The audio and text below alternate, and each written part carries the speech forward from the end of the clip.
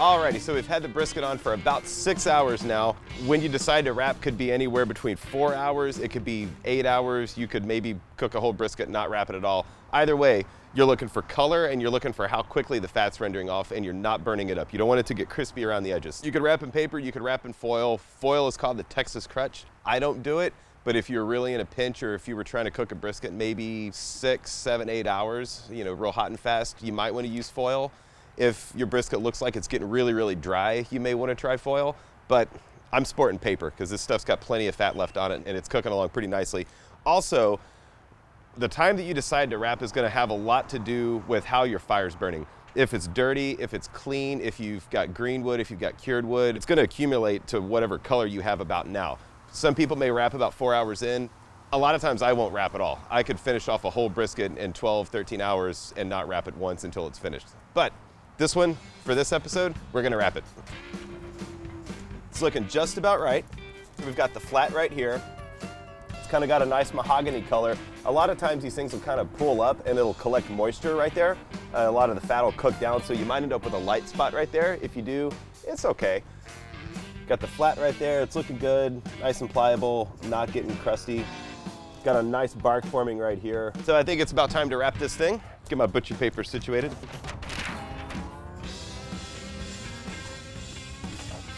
Normally what I do, I put my paper like that, kind of wrap it up, cup that around the point, put that paper folded along the, whatever the actual angle of the flat is, roll it over once, tighten it up, roll over a second time, and that way you can always grab it under there without hitting the paper. Wrap it up, put it back on. Maintain at 250 degrees until finished.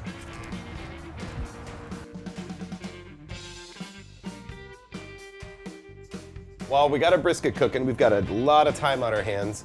We're gonna come inside, make a barbecue sauce. There's two types of people in this world. One type thinks you need to have barbecue sauce, while the other side knows without a doubt that you absolutely do not have to have barbecue sauce, nor should you on a piece of barbecue if it's good enough. I'm on that side, but either way, a sauce is kind of nice. So we're gonna make one. We're gonna do a real basic Texas sauce. We're gonna start off with a ½ pound of butter. Unwrap this little guy. We're gonna get it melting first in a stock pot that's already hot. Yeah. I prefer to use a stainless steel pot as opposed to aluminum. It's non-reactive, and there's a lot of acid in the vinegar, the lemons, the ketchup, all that stuff. So stick with a stainless steel pot. While the butter's melting, we're gonna chop up a little onion here.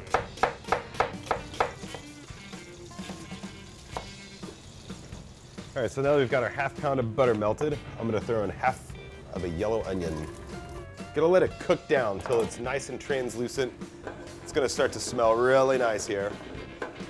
That's what onions should look like when they're ready to go. Now I'm gonna plop in a cup and a half of no high fructose corn syrup ketchup. Gonna do a ½ cup of apple cider vinegar.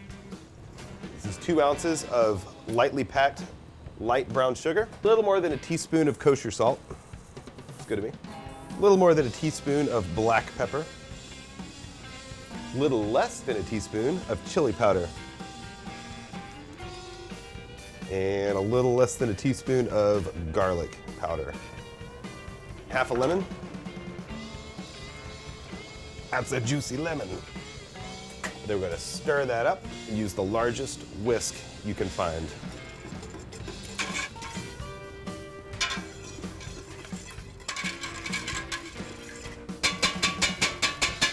Let the flavors kind of meld. Really just gonna let it simmer for a wee bit. Let's go check the fire. Boil away, boil away, boil away.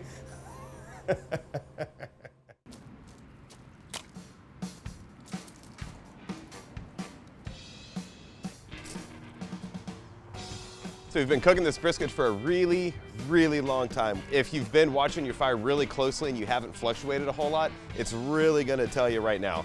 If your fire was up and down, if it's been dirty, if it's been clean, if you wrapped early, if you wrapped late, it's all gonna come to a head right now. It could mean the difference between a 15-hour cook, it can mean the difference between a 7-hour cook. So it's really up to you and how much attention you're paying to the fire. So we're gonna check this. I'm ready for brisket. Hasn't been wrapped a real long time.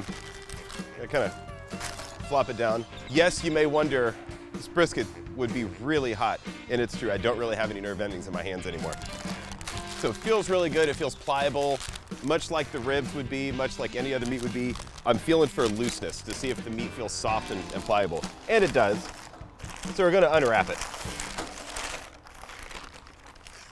Gonna kind of take a look at it. If you cooked real hot, maybe the paper might stick to it, and that's okay.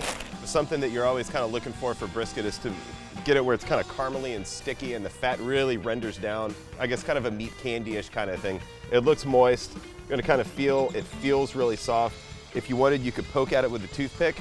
You can overcook a brisket and you can severely undercook a brisket. So there's a pretty small window of where it gets loose and before it really starts to dry back up. We're kind of at that time right now. Roll it over, looking at it, looks good. We're gonna let it rest for about an hour, or at least until it's cool enough where you can get your hand under there comfortably and it doesn't burn too badly. We'll wrap it up.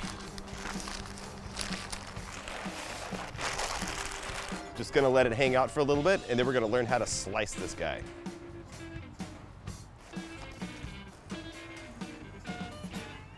So our brisket's rested for about an hour. It's ready to cut. I can touch it. It doesn't burn me, delicate little hand. So we're gonna dig into this thing. Like we did when we trimmed it, this is the point, that's the fattier half. This is the flat, it's the lean half, and the decal is that fat band that runs through. So pretty much we're gonna trim up to here, and if you look at it, you can see where the fat and the lean part kind of split off as you jiggle it, and the line is right about there. We're gonna cut this way against the grain. The grain on the flat side, being the flat, goes kind of like that. It could change a little bit, but either way, we're gonna start off like this, and we're gonna fan up, and we're gonna terminate right there. At that point, we're gonna turn this 90 degrees, and then we're gonna start cutting against the grain of the point. And that's the difference between lean and fatty or lean and moist or whatever. A lot of people go through and they'll take the back of the knife and they'll scrape off the fat and they'll just cut this part off and they'll throw it away. That's the best part. I don't know why you'd want to get rid of that. That's the good part. This is where the burn-ins come from right there.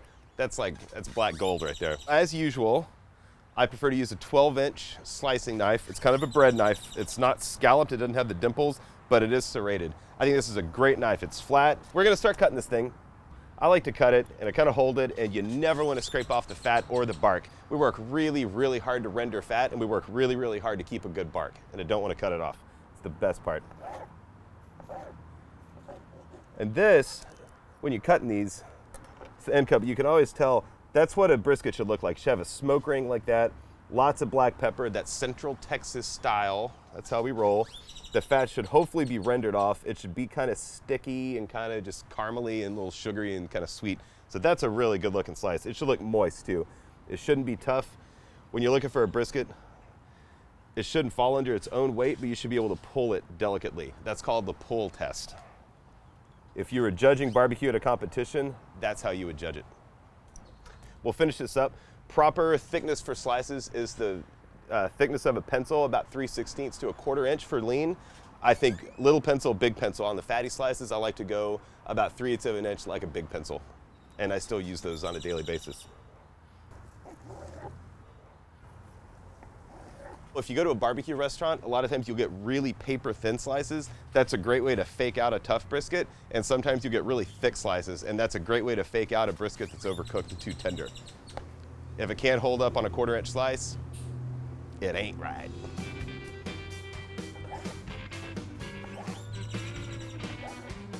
Ooh, it's sticky.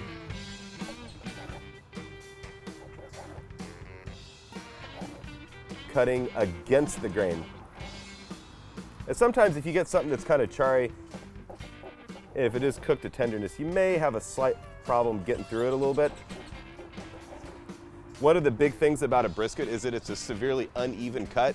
Some of it's fatty, some of it's lean, some of it's thick, some of it's thin. And the biggest challenge to cooking a brisket properly is to make the equal amount of tenderness all the way through. And that's really, really hard. I think that's probably what most people struggle with. Hopefully, this one turned out right. I think it's pretty close. Feels good. Don't be surprised if one part's a little more tender than another part, maybe. It's one of the things about low and slow. Keeping it all held together so it'll stay moist and won't oxidize on the edge of the slices. This is the fatty half, the point.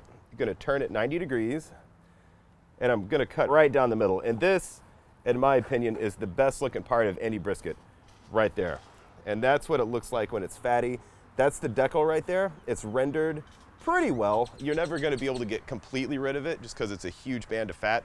And if you got rid of that, you probably burned the rest of it pretty badly. I feel pretty good about that. That's more like a ribeye texture, which is my favorite part. And this is the bottom part of the flat that extends underneath the point. So that's still lean. And if you really wanted some lean brisket, that's where you'd go from it, because that's the leanest part of the whole brisket right there.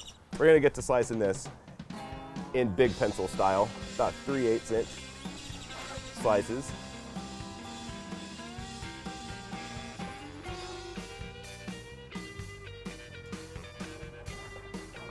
And in a perfect world, if you wanted to get crazy, you could do burn-ins. And this is where the burn-ins would come from, right there. This is the delicacy of a brisket. This is the best part. It's got all the fat marbled in there. It looks like a ribeye. It's got bark on it.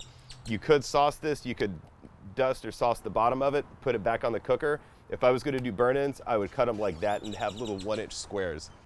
This is the best part of the whole cow, right here. I love it. Got it cut enough. I'm gonna leave this part whole. As soon as you cut brisket or any meat, it's gonna dry out almost immediately. So you wanna leave it whole. If you're gonna travel a long way with it, you don't wanna cut it early. You wanna try to leave it whole and cut it as soon as serving time as possible. And that's why we cut it to order it here at the restaurant. Keep it as fresh as you can, always. So we've got our lean part cut right here, got the fatty part cut right here, got our little burn-in hunk right here, rest of the fatty. I think it's time to eat. Getting really, really hungry. It's been a while. Give me a couple little burn-ins in there. Yarr, baby. This is an easy slice of fatty right there. This looks real nice. I got a good smoke ring. The fat's rendered out nicely. Got some little Texas-style burn-ins right there. My favorite part. You know, if your brisket doesn't turn out exactly the way you want it to, don't be discouraged. It just takes a lot of practice. It takes a lot of sitting around watching the fire. And it's more about trying to do something fun. You know, there's really only one way to make it right, and that's just by doing it more. Hopefully, if it didn't work out right, you'll get it really soon, and it's still gonna be pretty darn good. You can make chopped beef out of it. Be delicious. Good luck to you. Oh, baby.